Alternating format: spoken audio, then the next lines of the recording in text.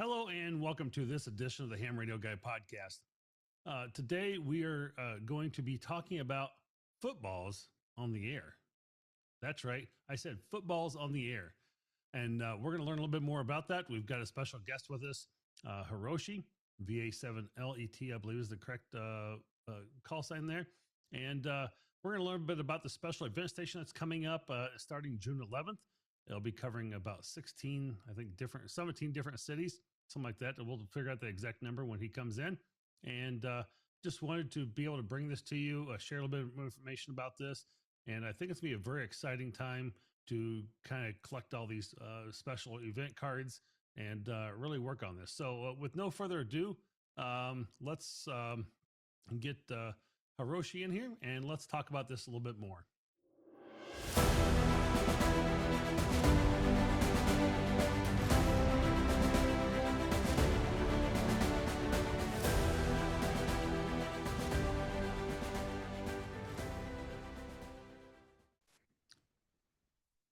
Well, good evening and or good afternoon, good day, whatever time you may be listening to this. How are you doing, Hiroshi? Oh, doing well, doing well. Good day to you. A lovely, lovely afternoon out there. Yes, it really is a nice day. It's starting to cloud up a little bit here, but I'm hoping a little rain will potentially come because we are seriously needing that. So we are really dry here in the Wisconsin area right now. Oh, it hasn't been too bad. We had a little bit of a rain over the last couple of days. I was in Alberta and a nice thunderstorm on the way back, which was nice. Got all the bugs off the car. It was great. Yeah, that's great. I'd love to have some bugs off my car. They're getting thick. I need to go to the car wash, but that's another story. Today we're talking about footballs on the air. Are we talking about we're not talking about NFL here, are we? Nope, we're talking about the big round one. The one kind of looked like the little ball above my head there. Yeah. This is all related to that big fancy tournament that's going on between June 11th and July 19th. We're not related to them in any way, shape, or form. That's why we don't mention that four-letter acronym. But we have all 16 of those host cities involved, and we're going to get special event call signs on the air for each of those days, and hopefully on the 19th of July for the very last game, we have everybody on the air and have some fun that way. That's going to be super exciting. And we're actually talking about the special event being the World Cup. So that's coming around. And can we go through? I know you said it was 16 different cities, but let's talk about some of them and what some of those are. We don't have to maybe go through every one of them, but what are some of the major highlights or cities that this is going to be coming to? Well, there's just we talk about the tournament itself. There's 102 matches, 48 teams involved in 16 cities, 2 in Canada, 3 in Mexico, and 11 in America. Wow. And we have 2 in Canada. Here we have Vancouver, which is where I'm located. We have Toronto as well. In Mexico, we have 3 stations there: Mexico City, Guadalajara, and Monterrey. And then in the U.S., there's New York, with some of the cards showing over my shoulder here. So we got New York, New Jersey. There is Kansas City. I'm trying to remember them as we're going here. Atlanta, Seattle, Philadelphia. There's Miami. We can keep going here. They'll all be showing up over time. And is actually like Miami and not Kansas City for K4C. Oh, we're having a lot of fun, and we even have one bonus station there because we ran into a little bit of difficulties. We can't have all the stations on the air all the time, so at least we have a bonus station in there. So if people are trying to collect all 16 cities or 16 stamps, there's 17 that are available. So you can always pick up the extra one in there and make sure you get the full collection. Because after all this is done, you can get all the QSL cards, which are showing here, or actually you can go online and get a certificate of your completion. You got all 16 cities or a selection of them. So just by getting one, you can get a certificate already, because now you're just a participant. As you get more cities, you can turn into a quarterfinalist, semifinalist, and up to a gold medalist. So we have a few different categories depending on how many you get. How cool is that? That is very neat. What is the website for this? So the actual website for the whole tournament, I'll say it out first and I'll spell it out in a minute here, make it easier. It's World Cup 2026 specialeventstation.org. But what the actual URL is Whiskey Charlie 2026 Sierra Echo Sierra dot Oscar Romeo Golf. So World Cup 2026 Special Event Station. That's what it stands for. And it does show up in the slides here. It should be the next one, actually. So if you need to see it, for people who want to see it in writing, there you go. Yeah, I was going to try and bring the page up if I could here, but I guess this desktop one. And some of the stations have actually created their own web page as well. So for Vancouver, we have a separate web page for ourselves under our own call sign, Victor Bravo 7 Foxtrot Charlie Alpha. So it's our call sign VB7F.ca for Canada. And that'll get you to our page. We did a few things a little bit differently and changed a few things for ourselves, customized it for ourselves. Some of the other sites and cities are just using the QRZ pages, but some have also created separate web pages as well. And with that, some of the stations, like you saw Philadelphia there, they're also working the 13 Colonies event at about the same time. So awesome. There's a lot of traffic going to happen there. And they're expecting 20 to 30,000 contacts, if I remember correctly, through all of their stations. So it's going to be a fun, busy time, and we'll see what happens. We'll make it all work. Yeah, 13 Colonies is always a very busy time to get people on the air as it is. Just try to bring that up. And yeah, so there we go. That's the main website. So if you're interested there's three classes of people, if you want to think of it this way. One is people who are hunting for us. So if you just go to city plans there at the top and click on there, or click on any of these cities at the bottom there, you can go to any of our schedules. So just go to Vancouver, for example, or Kansas City. There you can see the dates at the top there that are in blue. Those we have operators signed up for already. And as a hunter, you can look at this calendar. You can see right now, looking at on 20 meters digital at which is 1500 UTC. We'll have somebody active then. And best thing is at that point, look on one of the spotter sites, something like DX Summit or any of the other spotter sites, to actually see what frequency they're on and exactly where they are. Here's Vancouver. Depending on the day, we have a few more people active, all the way from 80 to 10 meters, sort of where we're focusing, so we can get a lot of HF activity. And we also have 6 and 2 meters there just in case. Some of our local operators don't have HF capabilities, but they wanted to play as well. So we said, okay, we'll open up 6 and 2 and see what they can do for us. That is. And as you might notice, the tournament ends locally on July 19th. But in order to hit the end of day on July 19th at midnight local time, we have to actually go into the 20th UTC. And all these times you see there are local and UTC. So it's we're trying to stick with the big clock. Okay. So yeah, you got the local time first and then the UTC time after that. So you got it. Most of them are in 2-hour blocks to make it convenient for the operators. But if you're, so that's the hunters, at least they can see where we are, hunters and seekers. And if you go to volunteer there, that's where we can, at the top in red there, this is where we can collect your information. If you're interested in operating for us, you can sign up for a specific city. So you just put in your name, your call sign, that goes through to the city coordinator, and then we can go from there, get you on air, figure out how we get you into the schedule. I actually had a contact from Ham coming up from Australia, who will be in Vancouver for some of the tournament, who wants to operate. So I'm right now trying to arrange to get him on air here. He can work with one of our operators and use our special event call for that one. Huh. Yeah, unfortunately, it's not going to be in any of my cities. So I mean, I'd love to be able to operate and help out with that. But that's super cool. I really like. You can still hunt all of us. You can always come out and try to gather all 16. Yeah, I will definitely be on that. There's no doubt. I will be looking for those. You know, I'm always a big proponent of 13 Colonies, and I'd love getting those each year.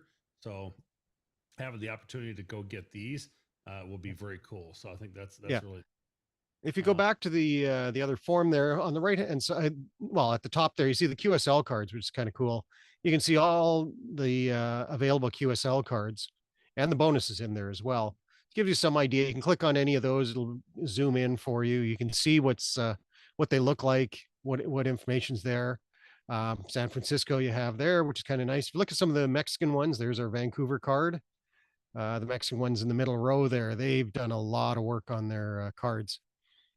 So right there in front of you, really cool work that they've done. And I will go out on a limb and say AI was used for a lot of these cards, but it's still an amazing job that's been done. And they look amazing.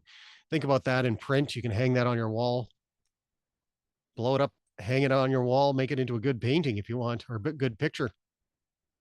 that's really cool. Yeah.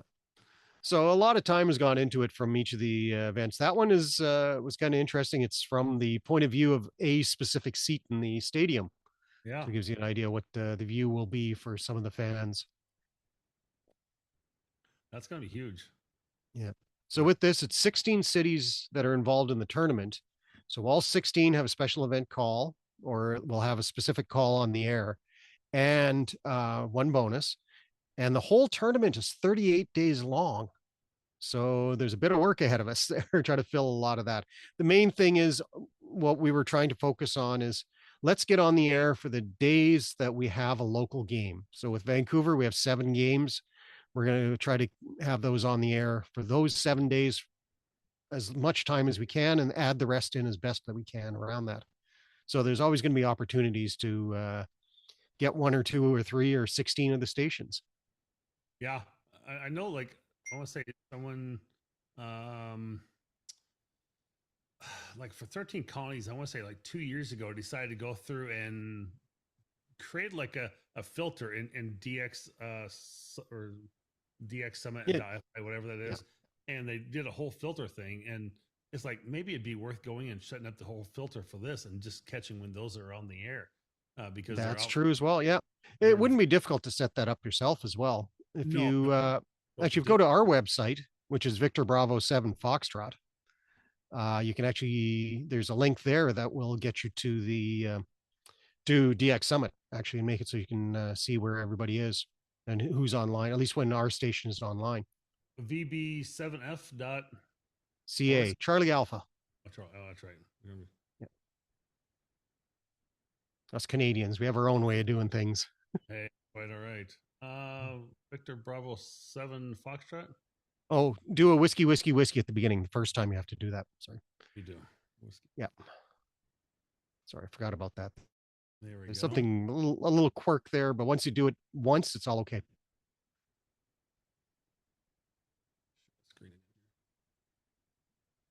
So we got a bit of video going in the background there.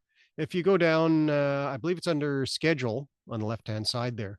You can see that one's showing you the match schedule. So that'll show all of the cities.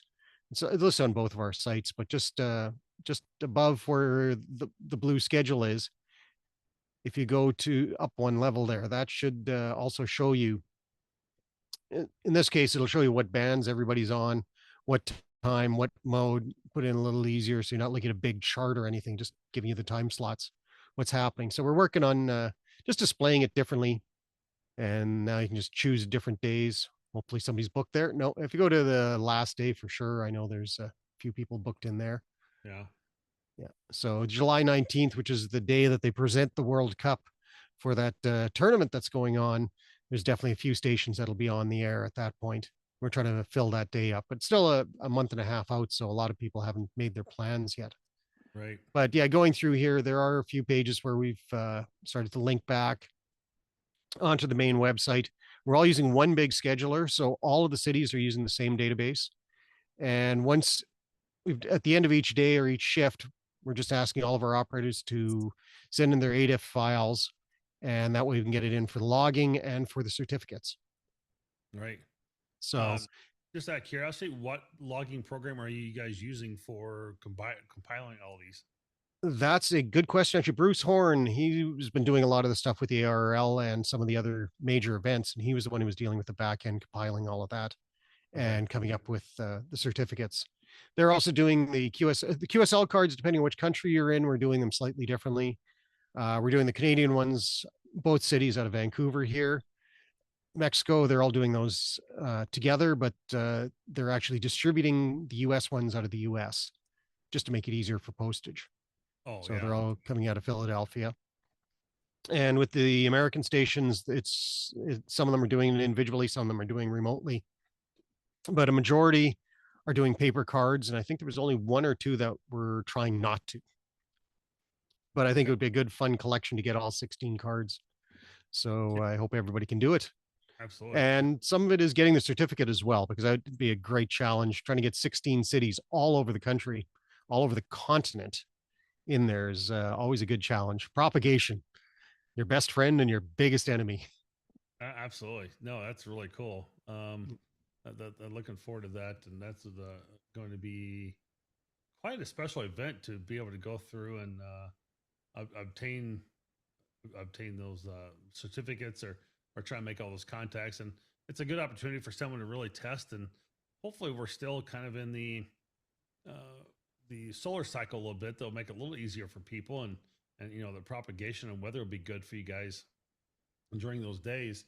Around those different cities. But this is how has this been really organized through all the different cities and putting this together with just finding different amateur radio operators to be able to help coordinate Each all this. each city has their own coordinator. I've been coordinating both here and Toronto.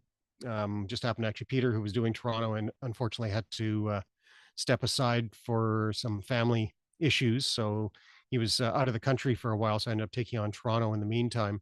But we've been getting a hold of all of the local clubs, as many local operators, being at the flea markets and the swap meets and all sorts of events like that, just promoting, and getting operators. And for Vancouver, for example, we're open to any operator who's within the province of British Columbia, because they're all going to be in the Seven Lands, so we're fine. Their regular call sign will be a Victor Echo 7 or Victor Alpha 7, so we're fine with them using the local call sign. For Toronto, it's anybody within the province of Ontario that we'll take, and so they don't have to be in Toronto itself. Some of the other cities are a little bit tighter. They might have a lot more operators, so they're sticking with just their local municipality in 100 miles or radius or so. So it's been interesting. We've all had to take a little different tactic on that. But the big thing is just getting enough operators. And that's a lot of time to fill if you really want. So it's 7 days for sure that we want to fill, plus the final date. So 8 days for the Vancouver connection, but we'll add in as many others as we can and try to give people the opportunity to make the contacts. Sure. And are you worried about trying to get more time or more volunteers on air still? Or, I mean, obviously we have a way to go out to the website and get more volunteers, which is great. But you know, are we? I guess other than like someone who myself who is, helping make this more well known.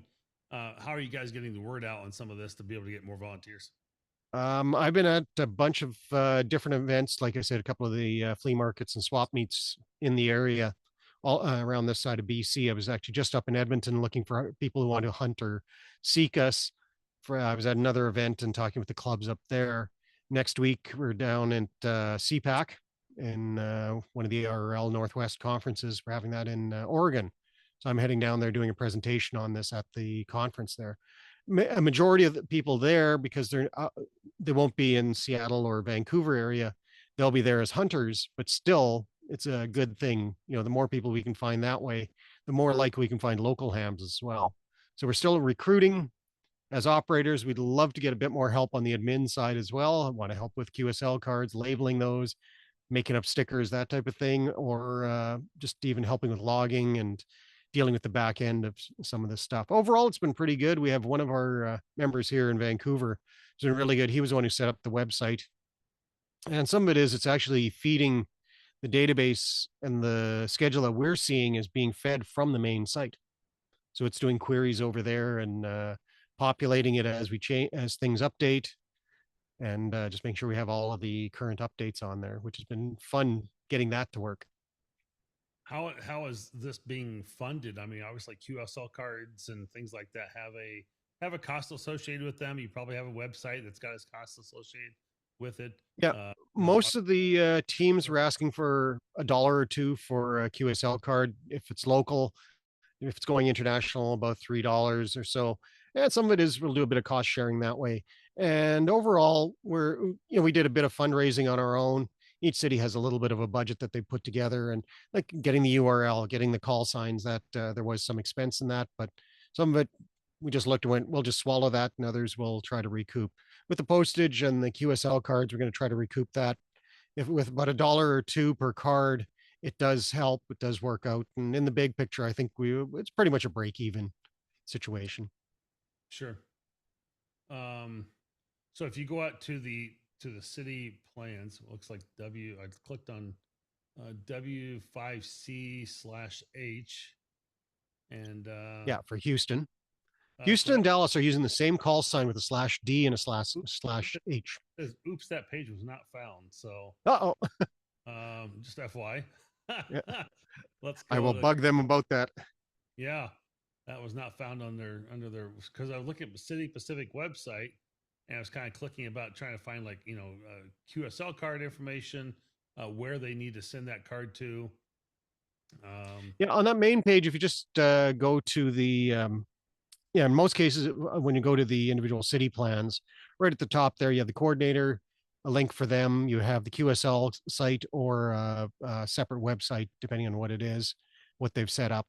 And for example, if you go to either the Canadian ones, once you go there and get onto the QRZ page, right at the top there, it tells you who and how you can get your QSL cards.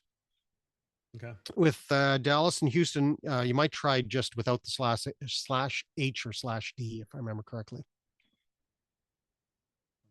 And there was one of those sites, actually, as I think of it, was because in America there, I guess you can share the call sign. You can only tie it up for a certain length of time, and then it has to get handed off to somebody else. But somebody is using it up to the start of the event. So there's a separate website up right now. But that'll change over. What happened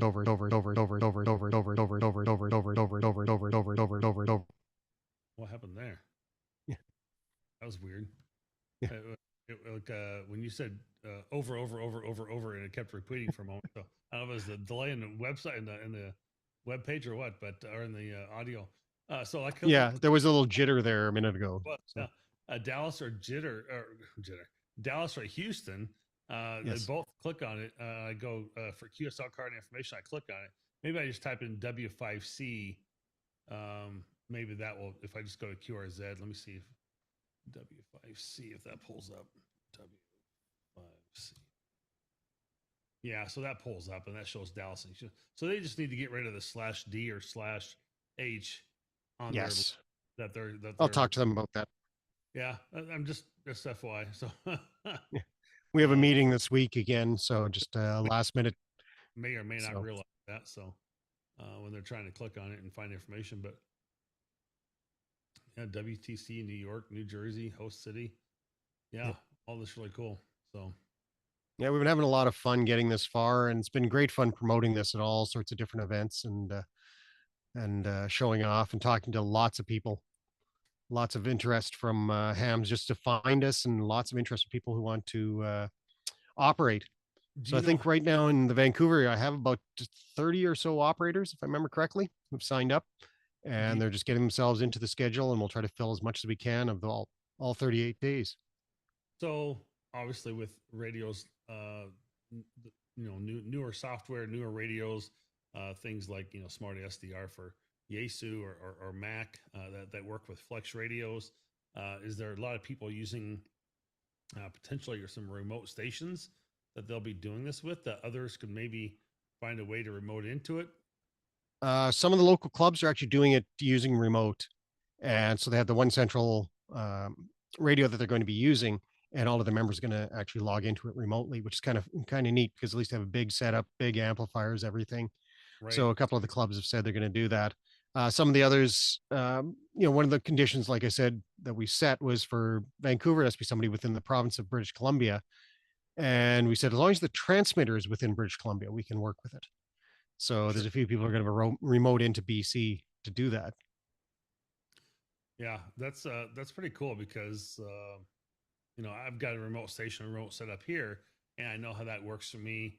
And I really like being able to have the ability to be able to work reflex or work with my flex and work remotely. So having this for the event, I can see how that could be very advantageous for some people, and especially if a club can do it and they're getting that to work, that's going to be pretty cool. So um, that's going to be you know maybe that might help get some more volunteers and more people the ability to be able to operate potentially. So I hope that they Yeah. can keep Overall, that. like I said, we have about 30 or so right now signed up for Vancouver and area. So it's been great response from all of the local hams. And we have them right out from Vancouver Island all the way into the interior and heading up north, go a couple hundred miles from the northern border. Actually, we have a couple hams up there who were interested in joining us. So it's been great response all over. And some of it was initially just getting a message out to all of the clubs. I think there was about 58 or 59 clubs I sent messages to and had some good response from some of them. No response from others, as you kind of expect, but some of them Right. are more MCOM organizations, so they're not into HF. But got most of the HF clubs that do HF. And like I said, there was a couple that don't do HF, but still wanted to participate. So that's why 6 and 2 meters was opened up for them. So that'll be good. So any of the local hams, maybe some 2 meter sideband or even higher. So we'll see what we can do on that front. Absolutely. So Yeah. um is there anything we haven't covered here that's something that might be still worth noting for this event?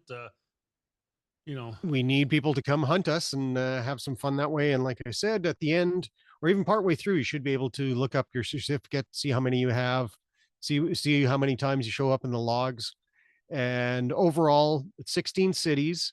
There's about 10 or 12 bands, depending on which city it is, and lots of hours in there. All the cities have at least 4 games. So, you know, for sure there will be 4 days that they'll be on the air, 4 to 9 games, if I remember correctly. So a couple of the cities have 9. So there's good opportunities to hit a lot of them. And we'd love to get as many people as we can to get all 16. yeah. Well, that It's was a good definitely task, a good accomplishment.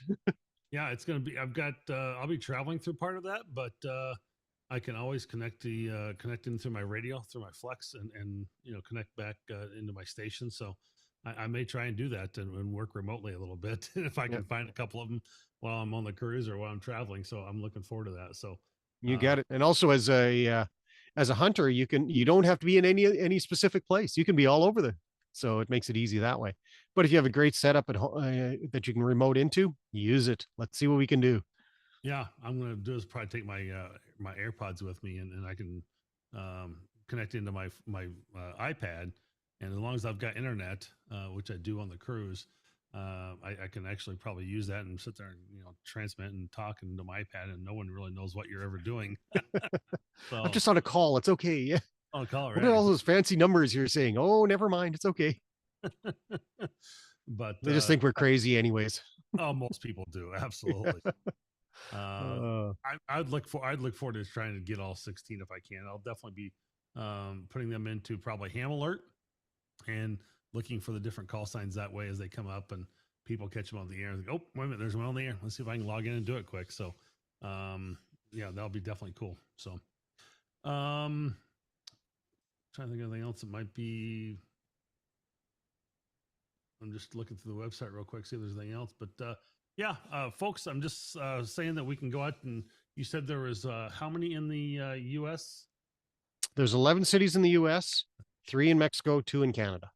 And then we got the bonus station as well. So a Yes. lot of stations to go out and hunt and look for an opportunity to get a certificate with all the different various QSL cards. And so I think this is going to be a really cool event and something that I mean I don't know of anything that's ever been this coordinated and had this much of an effort put forth for such a big event like this. Other than you can do like 13 colonies or Route 66, but I think the fact that you're coordinating over 3 countries and 16 different cities, that's pretty impressive. And It's been a the ability to lot be of fun. the ability to be able to put this together and coordinate all that in 3 countries and 16 cities is absolutely amazing and incredible. that's being done. So that is a lot of effort, and yeah, I think it's gonna be a lot of fun to be able to do this, and I hope you guys are kind of enjoying a little bit of it too, and being able to make this happen. All I know is it'll be fun when it's over. But it'll be a very sad day when it's over because it's been a lot of hard work and a great team that's come together and talked to a lot of great people along the way. Some as hunters, some as operators, some as admins, and some just on the group, just helping out. Because I have a team of about 6 people that have been helping with the workload, with the website, dealing with the QSLs, getting all QSL cards, getting all of that lined up, just dealing Right. with some of the admin. We were stealing ideas from all sorts of other events that we've worked, like one of our operators, one of our admins, he did a lot of stuff with the 2010 Olympics. So we were Oh, taking their operator manual, rewriting that, making it local, sending that up the hill to all the other groups if they wanted to localize it for themselves. So it's been a right. lot of fun, a lot of work, but I think it'll be worth it in the end. It's going to be a lot of fun talking to all those operators out there who want to join us. But we definitely need people on this side of the mic too. So Yeah. love to get you signed up. Can't hunt them if we can't hear them. So, or there's nobody out there to calling CQ. So, well, absolutely. Well, Hiroshi, it's been a great pleasure to be able to have you guys come out and talk about this today. I really appreciate this. Thank you for reaching out and to the Ham Radio Guy podcast and myself, Marvin W0MET, to be able to discuss this and learn more about it. I think this is going to be a very cool event, and thank you for your effort in being able to put all this together. I think this is a really cool thing, and I'm certainly looking forward to it myself. So, You thank you got it. for the You're time. welcome. Just remember And to stay safe, stay happy, but don't forget, stay a little silly. Here, do you want to pick a card? Any card? sure, I got to have some fun. If you're going to do a promotion, might as well have some fun with it. So we got cards for everybody. you got cards, a deck of cards, even for all the logos already. So that's fun. Yeah, you got it. Absolutely. Well, very cool. Yeah, absolutely. Keep those antennas high, as I always say. 73, and thanks for joining here on the Ham Radio Guy podcast today. And go out and look for the website WC2026ses.org and find out more information and visit them, and hopefully go listen for them stations from June 11th to July 19th. Thanks again, and we'll talk to you again soon. 73. Take care. 73.